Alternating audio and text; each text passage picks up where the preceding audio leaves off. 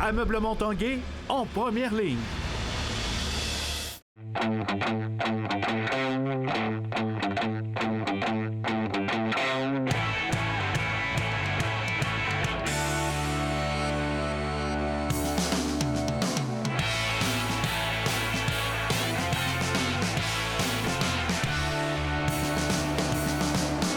Salut, ici Jonathan Fournier, je vous souhaite la bienvenue à l'Esprit sportif. Aujourd'hui à l'émission, une équipe de soccer collégial nous représentera au championnat canadien. Mais tout d'abord, plusieurs choses dans le sport à Québec. Victoire du Rouge et Or football, on vous parle des 2 matchs des Remparts, on vous parlera également de football collégial Division 1.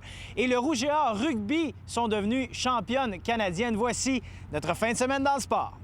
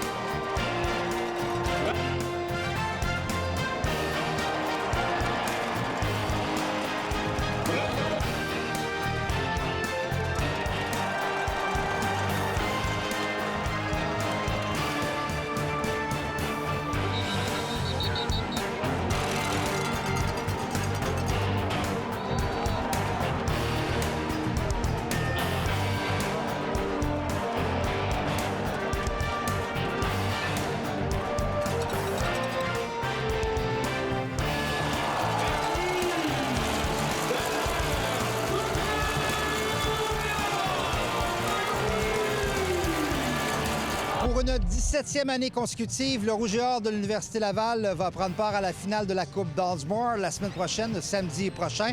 Celui qui s'est particulièrement illustré lors de cette victoire, il s'agit du receveur Antoine Dansereau-Leclerc, qui a recueilli pas moins de 161 verges gains par la voie des airs, réussissant au passage un touché. N'empêche, l'entraîneur Glenn Constantin n'était pas totalement satisfait de cette troupe. On a eu beaucoup d'erreurs de signation, beaucoup de différentes techniques ou des choses qu'on n'a pas nécessairement fait aussi bien qu'on aurait aimé. Je pense que sont humains, sont jeunes, il faut qu'ils... peut-être l'enjeu était là, mais l'adversaire n'était peut-être pas à la hauteur. Souvent, on a eu des petites erreurs de blocage pendant des jeux qu'on a pratiqués toute la semaine, alors que c'est juste parce qu'on se posait trop de questions, puis on va essayer d'éliminer ça pour la semaine prochaine. Parce qu'on a laissé des petites traces sur le terrain qu'on va avoir à corriger. Ils sont arrivés avec des jeux un petit peu truqués, puis c'est à nous de bien s'ajuster par rapport à ça, puis on l'a pas fait en fin de deuxième demi. C'est sûr qu'il y a des petites choses à corriger à l'ensemble, mais je pense que ça nous a fait grandir en tant qu'offensive, puis on a bien bougé le ballon, puis on l'a bien protégé encore une fois, pas d'interception, puis pas d'échappée. Alors je pense qu'on est sur la bonne voie pour avoir une fin de saison avec du succès. Thomas, il a mis la balle dans les airs, il a trouvé un moyen de mettre la balle dans les mains, puis ensuite de ça, j'ai couru, puis fait des verges après le catch. Soulignons en terminant que la séquence sans avoir accordé de toucher de la défensive du Rouge et Or, qui datait du 22 septembre dernier, qui remontait aux 20 derniers quarts de l'équipe, s'est arrêtée à la fin du deuxième quart, alors que Tristan Mancini a réussi un toucher de 1 verge pour les Stingers. Stéphane Turcot, TVA Sport, à Québec. Au hockey maintenant, les Remparts de Québec disputaient 2 matchs en 2 soirs au centre Robert-Guérin de Gatineau face aux Olympiques en fin de semaine. Au premier match, les Remparts sont revenus de l'arrière en 3e période en comblant un déficit de 3 buts, mais les Olympiques ont réussi à marquer avant la fin du temps réglementaire des buts de Félix Bibeau, Yu Sato et Thomas Caron pour Québec. À noter, la recrue japonaise Sato a marqué son tout premier but dans la LHJMQ. Deuxième match à Gatineau samedi, les 2 formations optent pour de nouveaux gardiens. Émeric Despatie prendra la cage pour les Remparts. Les Olympiques profitent d'un jeu de puissance pour ouvrir le pointage. Métis Rollins fait dévier le tir de David Abichère devant le filet. C'est 1-0 Gatineau. C'est en 3e période que les Remparts créent l'égalité sur un bel effort de Jacob Melançon. Il réussit à passer la rondelle à Gabriel Montreuil qui marque son 5e de la saison. C'est l'égalité, les Remparts débuteront la période de prolongation en avantage numérique. Le capitaine Félix Bibeau Gatineau récupère un retour de lancer et réussit à mettre un terme au match. Victoire des Remparts 2-1. Le prochain match des hommes de Patrick Roy se tiendra vendredi 19h au Centre Vidéotron face à l'Armada de Blainville-Boisbriand. Pour la toute première fois de son histoire, l'équipe de rugby du Rouge et Or est devenue championne nationale. L'Université Laval devient ainsi la toute première université francophone à accomplir cet exploit. Le Rouge et Or a triomphé des Girls de l'Université Queen's au compte de 22-14 en finale du championnat canadien U-Sport dimanche à Ottawa. Depuis sa création en 2005, l'équipe de rugby féminin n'était montée qu'à 2 reprises sur le podium canadien. L'équipe de Kevin Rouet, entraîneur par excellence au Canada en 2019, conclut une saison de rêve avec une seule défaite, soit en finale du championnat provincial. Justine Pelletier a été nommée joueuse par excellence du tournoi, tandis que sa coéquipière Fabiola Forteza avait un peu plus tôt été sacrée joueuse par excellence au pays. Au football collégial Division 1, les séries éliminatoires débutaient en fin de semaine et 3 équipes de la grande région de Québec étaient en action. Les Élans de Garneau recevaient les Cheetahs du collège Vanier sur leur terrain. Garneau avait eu le dessus sur Vanier en saison régulière, mais malheureusement, les Élans n'ont pas réussi à répéter le scénario. Garneau-Sainte-Lyne 30-9 face à Vanier et terminent ainsi leur saison 2019 en quart de finale. Au même moment, 2 équipes de Québec s'affrontaient. Les Titans du Cégep Limoilou accueillaient le Notre-Dame du collège Notre-Dame-de-Foy à Charlesbourg. Les Titans de l'entraîneur-chef Dave Parent ont pris les devants en première demi, mais c'est les hommes de Marc-André Dion du CNDF qui ont réussi à prendre l'avantage en fin de partie. Le résultat, victoire du Notre-Dame au compte de 31-26. La saison de Limoilou se termine sur ce match et le collège Notre-Dame-de-Foy passe en demi-finale face à Vanier samedi prochain. Après la pause à l'esprit sportif en soccer, les Dynamiques du Cégep de Sainte-Foy en route vers le championnat canadien.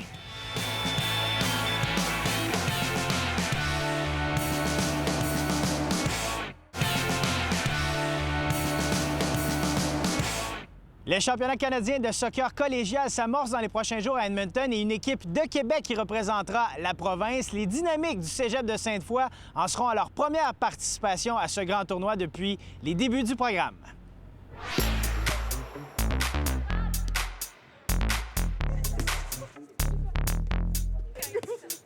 Samir, bienvenue à l'Esprit sportif. Merci. Ça joue! On prend des nouvelles de ton club de soccer féminin Division 1 au collégial. Comment ça a été pour les Dynamiques cette saison? Ça a été vraiment une belle saison. En fait, la saison elle a débuté déjà avec le camp de sélection au mois de janvier-février. On savait déjà là qu'on allait avoir une bonne génération cet automne, mais ça s'est vraiment concrétisé sur le terrain. En fait, on a terminé 2e du championnat, ce qui nous a permis de jouer directement en demi-finale contre le collège Garneau. Et on les a battus en tir de pénalité, ce qui nous a permis de jouer la finale contre le collège Champlain. Et grâce à la victoire en demi-finale, ça nous a permis de nous qualifier pour la première fois de l'histoire au championnat canadien. On est allé en prolongation, on est allé en tir de pénalité. On avait hâte que ça finisse, mais la victoire était de notre côté au final. Donc, on était bien contents. On fait le but gagnant en tir de barrage contre les Élans. Comment on se sent en ce moment-là? J'ai même pas de mots pour le décrire. On était tellement heureux. Sérieux, ça représentait juste comment on s'est forcé durant toute la saison.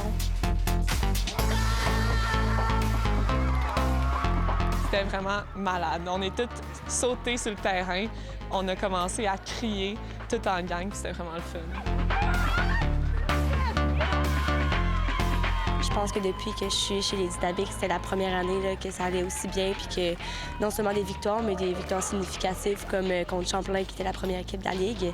Fait qu'il y a des belles victoires tout au long de l'année, puis on finit ça avec les Canadiens la semaine prochaine. C'est un groupe extraordinaire humainement puis sportivement. Les grandes forces, c'est que défensivement, on est très, très, très solide en termes de soccer, donc c'est très difficile de marquer contre nous. Puis on a une attaque qui est quand même assez explosive.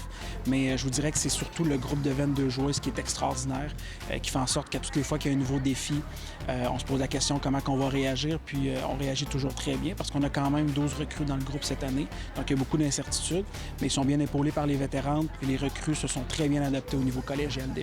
Petit pas chassé. On a une finissante qui s'appelle Frédéric Lemay qui a fait une très bonne saison pour finir son parcours avec nous.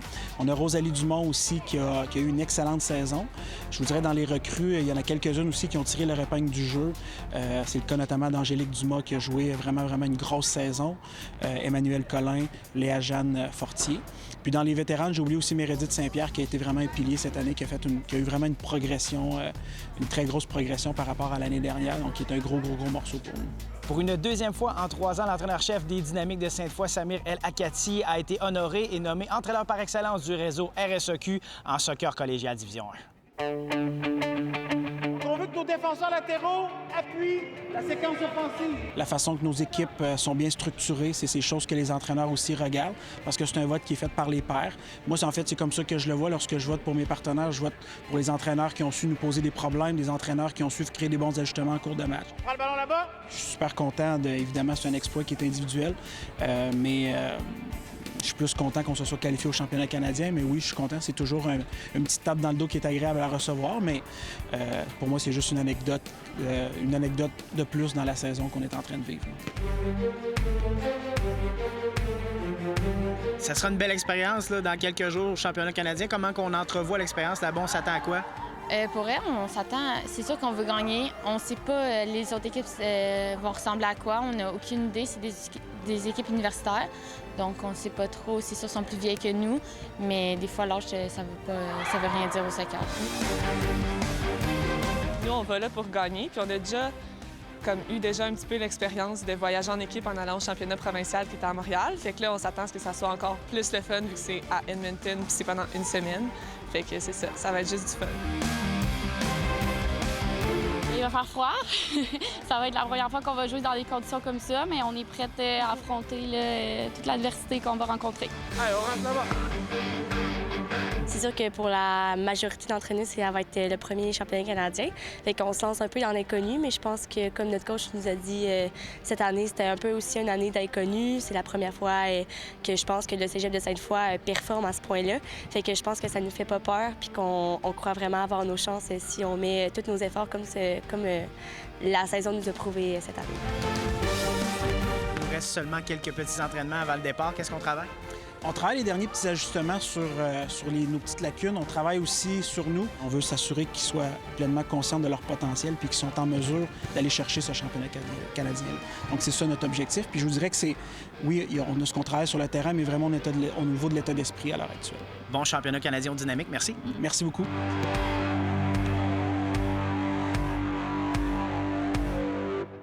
Ici Jonathan Fournier, c'est tout pour l'Esprit sportif. Carl Larouche est de retour demain. On se dit à la prochaine. Ciao!